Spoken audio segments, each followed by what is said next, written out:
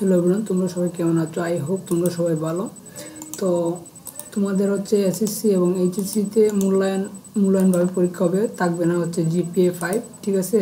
GPA system থাকবে না। তো ডেলি ক্যাম্পাসে একটা নিউজ করেছে, সেটা আমি তোমাদেরকে এক্সপ্লেন করে শোনাচ্ছি, ঠিক আছে? আর তোমরা যদি আমার চ্যানেলটা সাবস্ক্রাইব না করে রাখো, চ্যানেলটা দ্রুত সাবস্ক্রাইব করে রাখতে পারো, কারণ হচ্ছে তোমাদের বিভিন্ন গুরুত্বপূর্ণ আপডেট ভিডিও, আপডেট নিউজ এই চ্যানেলে আপলোড করা হয়, ঠিক আছে? তো নতুন শিক্ষাক্রমে জিপিএ বাদ প্রকাশ হবে শুধু 7 পর্যায়ে বিষয়ভিত্তিক মূল্যায়ন, ঠিক আছে? এই বিষয়টা এক্সপ্লেন করে তোমাদের আজকে বুঝাবো। তো নতুন শিক্ষাক্রমে এসএসসি ও এইচএসসি পরীক্ষার জিপিএ গ্রেড, পয়েন্ট, এভারেজ বা অন্য কোনো গ্রেডিং থাকছে না। শুধু বিষয়ভিত্তিক পারফরম্যান্স ইন্ডিকেটর দেওয়া হবে, আর প্রত্যেক বিষয় মূল্যায়ন 7টি পর্যায় বা স্কেল দেওয়া হবে।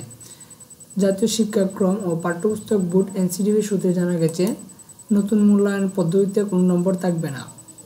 পরবর্তীতে হচ্ছে শিক্ষার্থীদের অন্যান্য অর্জনমুখী, অগ্রগামী, সক্রিয় বা অনুসন্ধানী, বিকাশমান এবং হচ্ছে প্রারম্ভিক এই 7টি স্তরের মধ্যে একটিতে মূল্যায়ন করা হবে। সবচেয়ে ভালো করলে অন্যান্য স্তরে যাওয়া যাবে। শিক্ষা মন্ত্রণালয় সূত্রে জানায়, নতুন মূল্যায়ন পদ্ধতি এই মাসের মধ্যে চূড়ান্ত হতে পারে। ন্যাশনাল কারিকুলামের কোঅর্ডিনেশন কমিটির আগামী বৈঠকে একটি অনুমোদন পাবে বলে আশা করা যাচ্ছে। তবে আন্তঃশিক্ষা বোর্ড সভাপতি বা ঢাকা শিক্ষা বোর্ডের অধ্যাপক তপন কুমার সরকার বলেন যে, নতুন শিক্ষাক্রমের জিপিএ বা অন্যান্য কোনো গ্রেডিং ব্যবস্থা থাকবে না। মূল্যায়ন বিষয়ভিত্তিক পারফরম্যান্স অর্জন করে জোর দেওয়া হবে, ঠিক আছে? তোমাদের হচ্ছে মূল্যায়ন পরীক্ষা হবে, মূল্যায়নের পরীক্ষার ভিত্তিতে তোমাদের হচ্ছে অন্যান্য স্তরে নেওয়া হবে, ঠিক আছে? মূল্যায়ন পদ্ধতি চূড়ান্ত হলে শিক্ষকদের প্রশিক্ষণ ও মূল্যায়নের জন্য নৈপুণ্য অ্যাপ একটা প্রস্তুত করা হবে, যে অ্যাপে তোমরা সব কিছু করতে পারবা। মূল্যায়ন রূপরেখা প্রতি বছর এসএসসি পরীক্ষায় ফেব্রুয়ারি পরিবর্তে ডিসেম্বরে প্রস্তাব করবে। অর্থাৎ তোমরা এখানে বুঝে গেছো যে তোমাদের এসএসসি পরীক্ষা 2025 হচ্ছে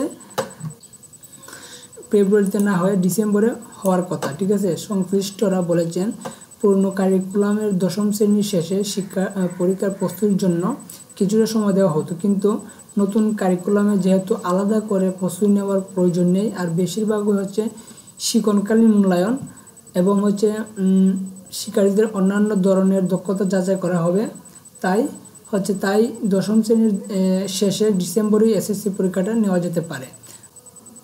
তো এই ছিল আজকে ভিডিওটা। তোমরা আই হোপ বুঝেছ যে তোমাদের এসএসসি পরীক্ষা ফেব্রুয়ারিতে হবে না, ডিসেম্বরে হবে, এবং হচ্ছে তোমাদের জিপিএ 5 যে সিস্টেমটা রয়েছে সেটা আর থাকবে না।